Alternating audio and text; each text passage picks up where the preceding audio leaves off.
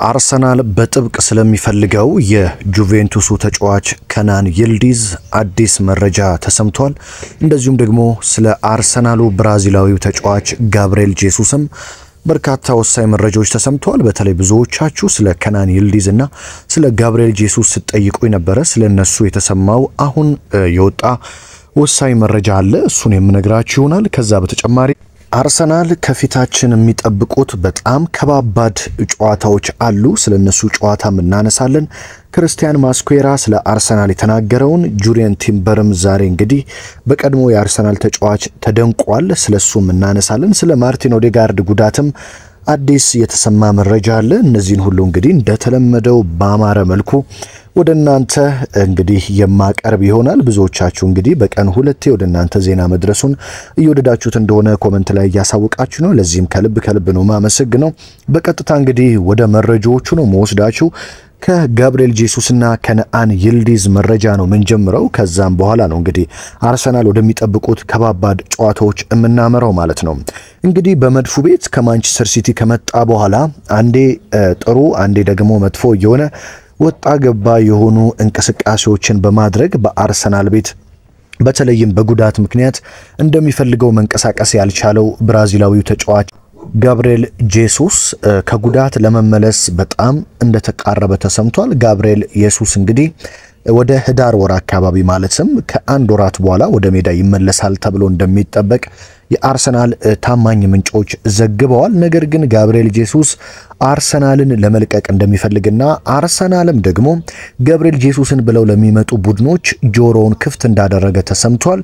ጋብሪኤል ጄሱስ አርሰናልን መልቀቅ የፈለገበት ዋነኛ ምክንያትም እንግዲህ 2026 ማለትም የፊታችን ክረምት ላይ የዓለም ዋንጫ የአሜሪካው የዓለም ዋንጫ እንደሚደረግ ይታወቃል። በዛም ላይ እንግዲህ ጋብሪኤል ጄሱስ እንደምንም ብሎ የዓለም ዋንጫው ቡድን ላይ የብራዚል ብሔራዊ ቡድንን ወክሎ ለመጫወት ፍላጎት አለው፣ እቅድ አለው።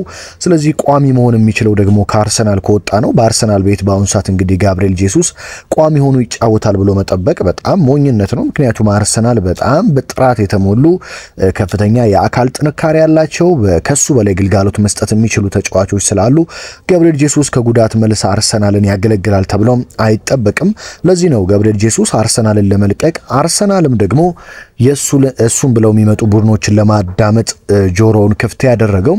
ጋብሪኤል ጄሱስን የብራዚሉ ክለብ ፓልሜራስ፣ የእንግሊዝ ፕሪሚየር ሊጉ ኤቨርተን፣ አስቶን ቪላ እንደዚሁም የጣሊያኑ ክለብ ኤስ ሚላን እና ክለብ ዴሬጋታስ ዶ ፍላሚንጎ የጋብሪኤል ጄሱስ ፈላጊዎች ናቸው።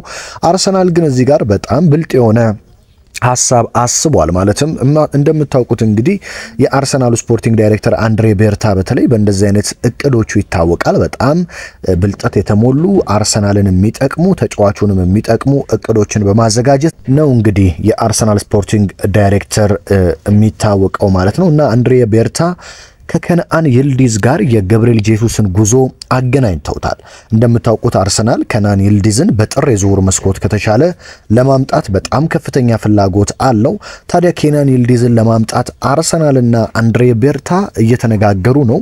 ታዲያ ለጁቬንቱስ ከናን ይልዲዝን ለማምጣት 50 ሚሊዮን ዩሮ እና ጋብሪኤል ጄሱስን ጭማሪ አድርገው አርሰናሎች ለመስጠት እንግዲህ አስበዋል። በነገራችን ላይ ይህ የጁቬንቱሱ ኮከብ በአርቴታ በጣም ነው የሚወደደው። እንዲወደድ ያደረገበት አንደኛ ምክንያት ከአጫወት ስልቱ ለአርቴታ መመቸት ባለፈ እድሜውም ጭምር ነው። ገና የ20 ዓመት ታዳጊ ነው። አሰልጣኝ ሚኬል አርቴታ ደግሞ በወጣቶች የተገነባ ቡድን ምን ያህል እንደሚወድ ይታወቃል። ስለዚህ አርሰናል የ20 ዓመቱ ኮከብ ከናን ይልዲዝን ለማምጣት የጁቬንቱስን ወደ ኤምሬት ለማዘዋወር ያላቸው ፍላጎት ቀን በቀን እየጨመረ መጥቷል። ስለዚህ ከአንድሬ ቤርታ ጋር እየተነጋገሩ ያሉት ዋነኛው ንግግር ምንድነው? 50 ሚሊዮን ዩሮ ሲደመር ብራዚላዊ ኮከብ ጋብሪኤል ጄሱስን የዝውውሩ አካል በማድረግ ከናን ይልዲዝን ወደ አርሰናል በጥር የዝውውር መስኮት ካልተቻለ ይህ ኳስ አቀጣጣይ በክረምት የዝውውር መስኮት እንዲመጣ እቅድ እንዳላቸው እንግዲህ ቲም ቶክን ጨምሮ ትልልቅ የሚባሉ የመገናኛ ሚዲያዎች ዘግበዋል። ስለዚህ ምናልባትም ከናን ይልዲዝ በጋብሪኤል ጄሱስና በ50 ሚሊዮን ዩሮ ተጨማሪ ገንዘብ አርሰናልን የሚቀላቀልበት መንገድ እንዳለ ተሰምቷል ማለት ነው። ስለዚህ ጋብሪኤል ጄሱስ ከጉዳት ሊመለስ ነው። አዎ ከአንድ ወራት በኋላ ከጉዳት ይመለሳል። ነገር ግን ከጉዳት ሲመለስ አርሰናልን ያገለግላል ተብሎ አይጠበቅም። መድፈኞቹ አሁን ግዴታ ነጥብ መሰብሰብ አለባቸው። ምክንያቱም አሁን ካልሰበሰቡ በቀጣይ በኖቬምበር የሚጠብቃቸው ጨዋታ በጣም ከባባድ ጨዋታዎች ናቸው። አርሰናል እንደምታውቁት አሁን ሊቨርፑልና ሲቲ ከባድ ተጋጣሚ ሲያገኙ በአንጻሩ ቀለል ያሉ ተጋጣሚዎችን ያገኛል። እንደ በርንሌይ፣ እንደ ሰንደርላንድ፣ እንደ ፉልሃም፣ እንደ ክሪስታል ፓላስ ያሉ ቡድኖችን ማለት ነው። ስለዚህ አርሰናል ከነዚህ ግዴታ ሙሉ ነጥቦችን ማግኘት አለበት። ምክንያቱም መድፈኞቹ ከበርንሌይና ከሰንደርላንድ ጨዋታ በኋላ በተከታታይ የሚያገኟቸው 5 ቡድኖች በጣም ከባባድ ናቸው። በሻምፒዮንስ ሊጉም በፕሪሚየር ሊጉም በተለይ በፕሪሚየር ሊጉ ከ4 ቡድኖች ጋር በጣም ከባባድ ጨዋታ ይጠብቃቸዋል። እነማን ናቸው ካላችሁኝ የመጀመሪያው ልክ ከሰንደርላንድና ከበርንሌይ ጨዋታ በኋላ አርሰናል በፕሪሚየር ሊጉ የሰሜን ለንደን ደርቢ ነው የሚጠብቀው። ምንም እንኳን ጨዋታው በኤምሬትስ ቢደረግም ቶተንሃም ዘንድሮ እንግዲህ በአዲሱ አሰልጣኝ ቶማስ ፍራንክ ስር በጣም ተጠናክሮ የመጣ ጥሩ ቡድን ሆኗል። ጥሩ እንቅስቃሴ እያደረገ ነው። በቅድመ የውድድር ዝግጅት ላይም ቶተንሃም አርሰናልን ማሸነፉ ይታወቃል። ስለዚህ አርሰናል ከሚፈተንባቸው ጨዋታዎች አንዱ ይህ የሰሜን ለንደን ደርቢ ነው። ስለዚህ አርሰናል ከቶተንሃም ጋር ይጠብቀዋል። ከቶተንሃም ጋር ባደረገ በ2 ቀናት ልዩነት ማክሰኞ ደግሞ በሻምፒዮንስ ሊጉ የአርሰናል የምንጊዜም የሻምፒዮንስ ሊግ ጠላት ከሆኑት አንዱ ባየር ሙኒክን የሚገጥም ይሆናል ማለት ነው። ባየር ሙኒክን ከገጠመ በኋላ በሳምንቱ ወይ ቅዳሜ አሊያም እሁድ ማለት ነው ኖቬምበር 30 እሁድ ቀን ነው የሚውለው ከሌላኛው የለንደን ክለብ ቼልሲ ጋር ከሜዳ ውጪ ወደ ስታንፎርድ ብሪጅ ተጉዞ ጨዋታውን ያደርጋል። ይህም እንደምታውቁት ስታንፎርድ ብሪጅ እንግዲህ በጣም ከባድ ስቴዲየም ነው። ሊቨርፑል ባለፈ የተሸነፈበት ስቴዲየም ነው። ስለዚህ አርሰናል በዚህ የለንደን ደርቢ ጨዋታ ቼልሲን ይገጥማል። ከቼልሲ ቀጥሎ አርሰናል በጣም ለትልልቅ ቡድኖች አስቸጋሪ የሆነው ብሬንፎርድን ምንም እንኳን በኤምሬትስ ቢሆንም በኤምሬትስ ብሬንፎርድን ያስተናግዳል። በመቀጠል ደግሞ አርሰናል ካቻምና ታስታውሱ እንደሆነ በማንቸስተር ሲቲ አርሰናል በ1 ነጥብ ተበልጦ ዋንጫ ሲያጣ ያሳጣውን ቡድን የኡናይ ኤምሬውን አስቶን ቪላ ይገጥማል። በነገራችን ላይ አስቶን ቪላ በጣም በደከመባቸው ዓመታትም ኡናይ ኤምሬ በተለይ አርሰናል አሰልጣኝ እንደነበሩና ከአርሰናል በጣም በሚጠሉት ምክንያት ክብራቸው ተነፍጎ እንደተባረሩ ይታወቃልና ኡናይ ኤምሬ አርሰናልን ባገኙ ቁጥር ለማሸነፍ ከፍተኛ ጥረት እንደሚያደርጉ ይታወቃል። ስለዚህ አርሰናል ከብሬንፎርድ ቀጥሎ አስቶን ቪላ ነው የሚገጥመው። ይህም ለአርሰናል በጣም ከባድ ሳምንት ያደርገዋል። ከቶተንሃም፣ ከባየር ሙኒክ፣ ከቼልሲ፣ ከብሬንፎርድ እና ከአስቶን ቪላ የሻምፒዮንስ ሊጉን ጨዋታ እንኳን ብናወጣው በፕሪሚየር ሊጉ ብቻ ከቶተንሃም፣ ከቼልሲ፣ ከብሬንፎርድ እና ከአስቶን ቪላ ተከታታይ ከባባድ ጨዋታዎች ይጠብቁታል። ስለዚህ መድፈኞቹ አሁን ግዴታ ነጥብ መሰብሰብ እንዳለባቸው የአርሰናል የቀድሞ ተጫዋቾች እንደነ ቴሪ ሆነሪ እንደነ ሶል ካምቤል ያሉ ተጫዋቾች እየተናገሩ የሚገኘው ለዚህ ነው። ምክንያቱም አርሰናል አሁን ነጥብ ካልሰበሰበ በእነዚህ ከባባድ ጨዋታዎች ላይም ነጥብ ከጣለ ልዩነቱ እየጠበበ ማንቸስተር ሲቲና ሊቨርፑል እንዳለፉት ዓመታት እንዳያስጨንቁት መድፈኞቹ ካሁኑ ነጥብ በመሰብሰብ ለነዛ ጨዋታዎች ደግሞ በስነ ልቦና ዝግጁ መሆን እንዳለባቸው ተሰምቷል ማለት ነው። በነገራችን ላይ የቀድሞ የአርሰናል ተጫዋች ሶል ካምቤል ከዚህ ከጨዋታዎቹ ነጥብ መሰብሰብ ባሻገር ስለ ጁሪየን ቲምበርም ተናግሯል። ስለ ጁሪየን ቲምበር ሲናገር ምን አለ? እኔ እንደማስበው ጁሪየን ቲምበር ምናልባትም በአሁን ጊዜ በአውሮፓ ውስጥ ካሉ ምርጥ የቀኝ ተከላካዮች ውስጥ ቀዳሚው ጁሪየን ቲምበር ነው። እሱ የማይታመን ነው።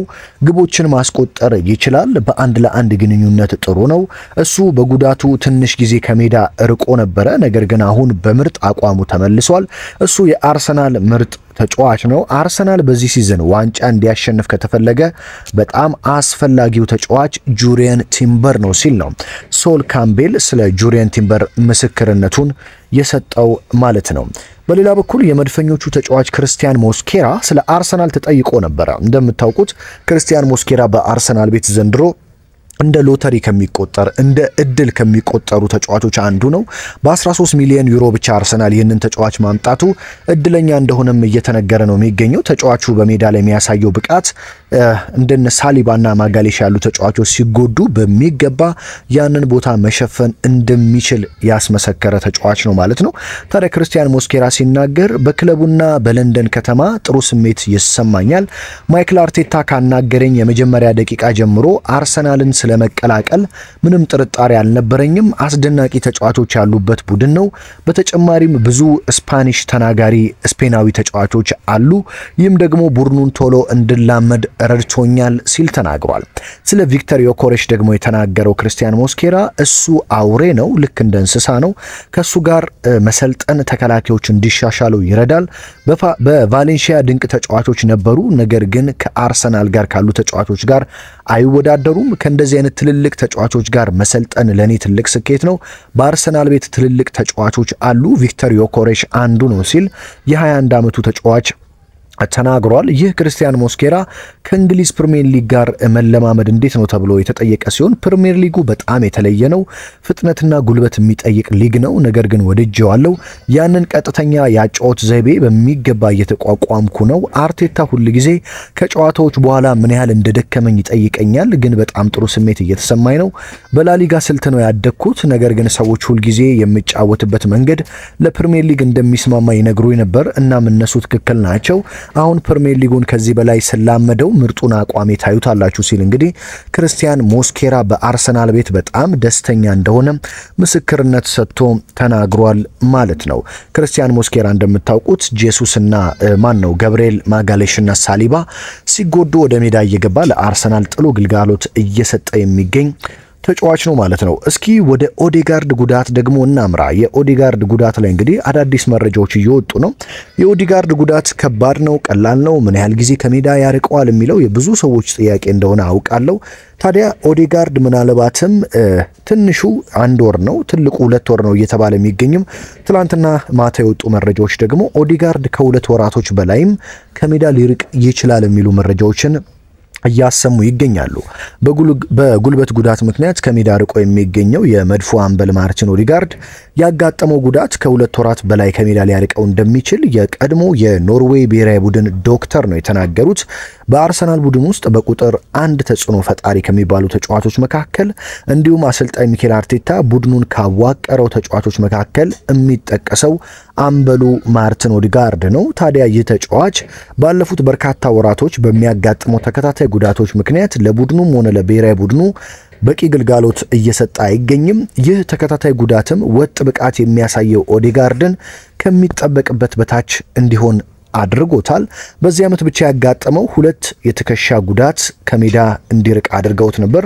ባሳለፍነው ሳምንት ደግሞ የደረሰበት የጉልበት ጉዳት ከክለቡም ከብሔራዊ ቡድን ጨዋታዎችም ውጪ አድርጎታል ማለት ነው። በዚህ ጉዳይ ላይ አስተያየታቸውን የሰጡት የቀድሞ የኖርዌይ ብሔራዊ ቡድን ዶክተር ላርስ ኤንግ ብሬሴንም እንደተናገሩት ከሆነ ኦዴጋርድ ያጋጠመው ጉዳት ቀላል አይደለም፣ እንዲያውም ከ2 ወራት በላይ ከሜዳ ሊያርቀው ይችላል ብዬ እገምታለሁ ሲል ጠቁመዋል። ዶክተሩ እንደሚሉት ከሆነ አሁን ላይ የአርሰናል የሕክምና ቡድን ግልጽ የሆነ መረጃ አላወጣም። እኔ ተጫዋቹን በቅርብ እንደማወቄ በርካታ ሳምንቶችን በረፍት ማሳለፍ አለበት ሲሉ ሀሳብ ሰጥተዋል።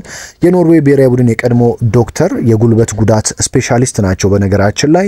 ታዲያ የኦዴጋርድ ሕክምና ስካን እጄ ላይ ባይገኝም ተጫዋቹ ግን እረፍት የሚያስፈልግበት ሰዓት አሁን ላይ ነው። ምክንያቱም ተጫዋቹ ገና ከጉዳት እንደመጣ ድጋሚ ጉዳት እያጋጠመው ያንን የምናውቀውን ኦዴጋርድን መመልከት አልቻልንም። ስለዚህ አርቴታ ለተጫዋቹ በቂ ረፍት መስጠት አለባቸው። አሁን ላይ ስብስባቸው በቂ ስለሆነ ኦዴጋርድ አካላዊ ጥንካሬ አግኝቶ እስኪመጣ ድረስ ከጉዳት ቶሎ አቻኩለው ወደ ሜዳ ማምጣት የለባቸውም። አሰልጣኝ ሚኬል አርቴታ ብልጥ በመሆን ኦዴጋርድን ረጅም ጊዜ ረፍት እንዲያደርግና እንዲያገግም መርዳት አለባቸው ሲሉ እንግዲህ እኚህ የጉልበት ቀዶ ጥገና ስፔሻሊስት የኖርዌይ ብሔራዊ ቡድን የቀድሞ ዶክተር ማለት ነው ስለ ኦዴጋርድ ጉዳት አስከፊነት ተናግረዋል። የአርሰናል የቅርብ መረጃዎች ግን ኦዴጋርድ ጉዳቱ ከባድ እንዳልሆነና ከ1 ወራት በላይ እንደማይቆይ እየተናገሩ ቢገኝም እኚህ ሰው ግን የለም ኦዴጋርድ ቶሎ ቢመለስ እንኳን እረፍት ይገባዋል ሲሉ ተናግረዋል ማለት ነው።